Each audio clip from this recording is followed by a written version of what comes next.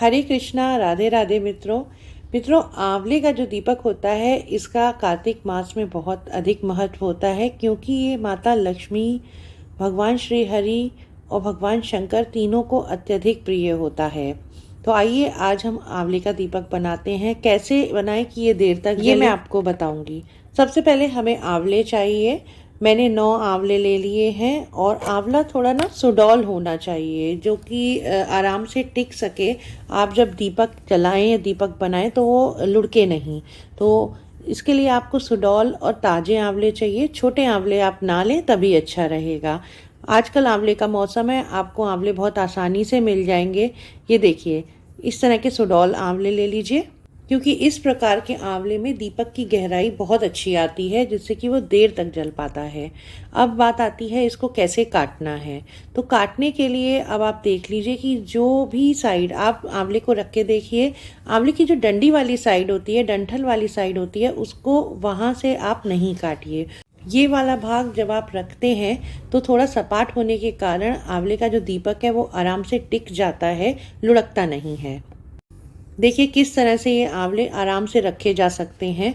यही अगर मैं दूसरी तरफ से रखूंगी तो आंवला लुढ़क सकता है। चलिए अब बात आती है इसको काटें कैसे।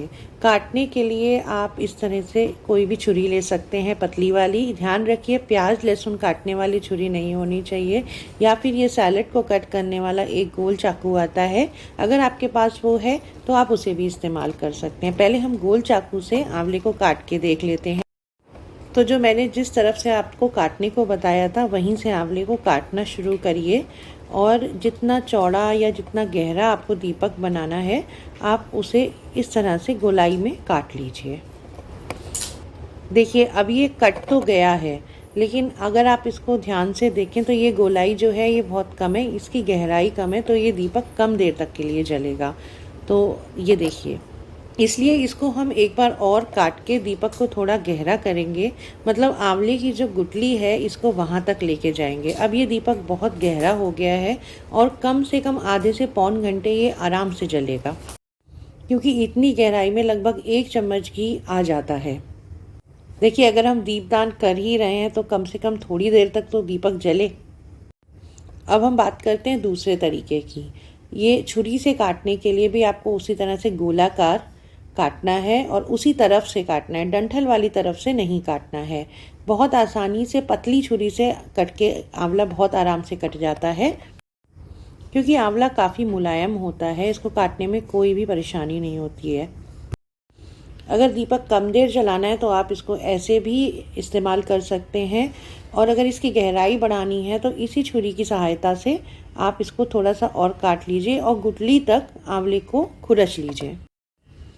ये आंवला बहुत आसानी से जोत में भी आ जाता है, और मिट्टी के दीपक में अगर आप रखना चाहें तो भी आप इसको रख सकते हैं। और दोनों में से जो भी तरीका आपको पसंद आए उसी तरीके से आप बाकी के आंवले भी काट लीजिए। आंवला नवमी का दिन था तो मैंने 9 आंवले के दीपक बनाए थे। तो ये देखिए बाकी के सारे आंवले भी काट चुकी हूँ मैं। तो अब बात आती है कि अब हम इसमें कौन सी बाती लगाएं और किस प्रकार से इसको प्रज्वलित करें। तो देखिए इसमें छोटी फूल बाती लगाएंगे तो ये बहुत आसानी से बहुत देर तक जलता है। और बाती को थोड़ा सा नीचे से फ्लैट कर लीजिएगा, मतलब सपाट कर लीजिएगा। ऐसे करने से बाती बिल्कुल भी हिलेगी नहीं और आराम से दीपक में सेट हो जाएगी। और इस प्रकार से दीपक बनने के बाद आप गाय का देसी घी या फिर तिल का तेल, जो भी सुविधा हो आप ले सकते हैं, और उनको इस तरीके से भरिएगा कि वो जो घी है या तेल है वो उसी घेरे के अंदर रहे जो कि हमने काट करके बनाया है। ऐसा करने से आपका घी और तेल बिल्कुल भी बिखरेगा नहीं और दीपक एकदम साफ सुथरा रहेगा। चलिए अब आपके दीपक भी तैयार हो गए हैं। अब बात आती है कि हमें इनको किस तरह से प्रज्वलित करना है, हमें इनकी पूजा किस प्रकार से करनी है। तो इस प्रकार से आप एक पूजा की थाली ले लीजिए, उस पर स्वास्तिक का चिन्ह बना दीजिए रोली और चंदन की सहायता से, और इस प्रकार से कुछ अक्षत और तिल लेकर के स्वास्तिक का पूजन कर लीजिए और सारे दीपक उसके ऊपर सजा लीजिए। अब देखिए हम दीप दान करने जा रहे हैं, तो दीप दान करने जा रहे हैं तो हमें इन दीपकों का भी पूजन करना होगा और इनको मनसना भी होगा। तो रोली और चंदन की सहायता से इन सब दीपकों का एक बार आप तिलक कर लीजिए। और कार्तिक की किसी भी पूजा में तिल का बहुत महत्व होता है। तो इस प्रकार से थोड़ा सा सफ़ेद तिल लेकर के हर दीपक के ऊपर आपको थोड़ा थोड़ा सा तिल जो है वो अर्पित करना है। अब मंसने के लिए आप थोड़ा सा हल्दी मिश्रित जल भी ले सकते हैं, नहीं तो आप सादा जल भी ले सकते हैं। जिस भी प्रकार से आप मंसना चाहें उनको जल की सहायता से दीपकों को 3 या 5 बार मंस दीजिए। अब ये दीपक दीपदान के लिए तैयार हो चुके हैं। आप दीपकों को थोड़ा सा स्पर्श करके उनका आशीर्वाद ले लीजिए। दीपक का पूजन हो चुका है। आशीर्वाद लेने के बाद आप इनको प्रज्वलित कर लीजिए। आप चाहें तो मंदिर में ही 9 के 9 दीपक जला सकते हैं, या जितने भी दीपक आपने बनाए हैं आप जला सकते हैं।